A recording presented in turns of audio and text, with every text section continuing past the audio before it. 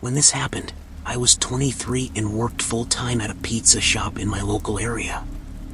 I'm not sure if things were going on before this, but as far as I know, everything started and ended on this one night. Me and my best friend, Tim, worked the night shifts at this pizza place. It was a real small shop, having just 3 or 4 tables inside because we specialized in delivery and takeout. Both Tim and I got our jobs there while we were in college, but just never left. Being in a quiet rural town, the job wasn't too much work. We never had busy days, really just a steady flow of orders sometimes. On this night, there was a light storm outside, and in return, business was slow. There were a few orders here and there, but overall, we didn't have much to do. By 10 p.m., Tim suggested we start cleaning up the place and maybe even clocking out 15 minutes early. I went with it, grabbing some rags to wipe the tables with when the phone at the front desk rang. I picked up after a few rings. "How can we help you today?" I said. "Hello?" I waited another 5 seconds before putting the phone down and shaking my head, thinking, just some prank call. I went back to scrubbing the tables, but at the front of the store, I saw glare coming from the window. There was a car parked a few spots back. I couldn't see too well through the window in the rain, but there was definitely a light on in the car, like a cell phone or something. The pizza shop was on an individual lot. There were no other cars, so that was the only reason I noticed them. A moment later, the phone rang again. Tim was closer, so he picked up this time. I could hear someone's muffled voice coming from the phone, and after a short talk, Tim hung up. At the same time, the light in the car turned off, and they drove away.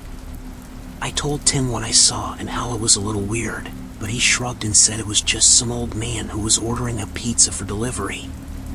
I looked back at the now empty parking lot. It wouldn't make much sense for someone to order a pizza for delivery from right outside the shop, so I figured Tim was right and it was nothing. He started making the pizza while I continued cleaning. 10 minutes later, Tim boxed it up and handed it off to me to deliver. I ran through the rain to my car, then pulled up the address on my phone. It was 11 minutes away, not too bad. I pulled out and started making my way there. The roads were dead. Nobody was out at all. Google Maps took me down to a neighborhood full of large homes and then had me turn down a long driveway that led to a cul-de-sac. There were 3 more driveways, each leading to a different house. I went down the one Maps told me to and pulled up next to the home. It was one of those large, expensive houses, but pretty old-looking and not very modern at all. I parked the car, double-checked the address with the house number, then picked up the pizza and ran up to the front door. Pizza delivery. I took a step back and looked at the front of the house. All the lights were off. I dialed Tim's cell and had him call the guy who ordered.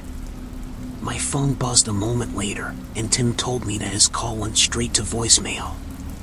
I shook my head in frustration and ran back through the rain to my car and got in. I tossed the pizza on the passenger seat and started backing out.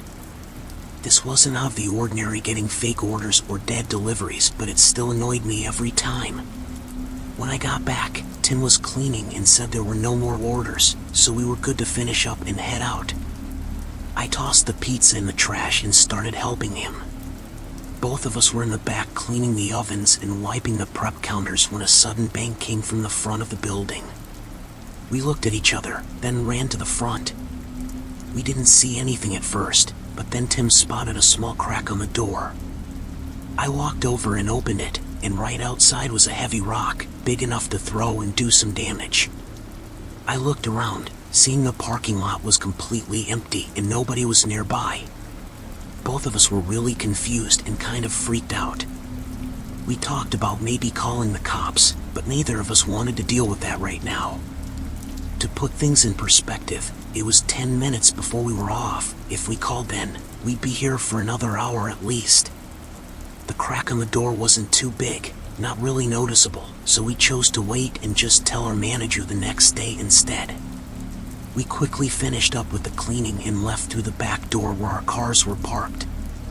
On the drive home, I rethought all the strange things that had happened, and it made me uneasy. I pulled into my driveway and walked inside. It was late, so I knew I had to get in bed soon, but I wanted something to snack on first. I went to the kitchen to see what I had, but before I even opened the pantry, I heard a car splash through the puddles on the street outside my house.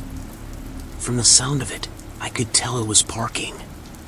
I walked over to my window and peeked outside, seeing a car parked right in front of my driveway. It only took me a second to realize it was the same car I'd seen outside the pizza shop. A cold rush went through me, and I stayed by the window to see what they were doing. The car was still on, but I couldn't see through their window. After a minute of no movement, I took out my phone and called Tim. Tim, I think one of the customers followed me home and is parked right outside my house. Are you serious? You need to call the cops. Something's not right, he said, urging me to hang up and call the police immediately. I don't know why I was so nervous to call the cops, but hearing Tim say it made me feel better about it. I moved away from the window and dialed 911. The lady on the line said that they would have someone on their way and that I should stay hidden and wait. I heard a car door open and close, so I quickly said okay and hung up. Looking back out the window, I saw a man walking up my driveway. He was wearing dark clothes, covering his whole body, with a hood covering his face as he approached the house. I closed the curtains by the window and waited. Footsteps came to the front door, then they continued across the front of the house until they reached the outside of the window and stopped. The sudden silence made the sound of the rain increasingly louder. I felt like I was standing there quietly for minutes before I stepped forward and moved the curtain an inch to the side, just enough to peek through. The man's cold eyes stared back at me. I let go of the curtain and the man banged on the window. I stood a few feet away, terrified to death. Just as quickly as it started, it ended. There was no more banging, no footsteps, nothing. All that was left was the sound of the raindrops clicking against the window.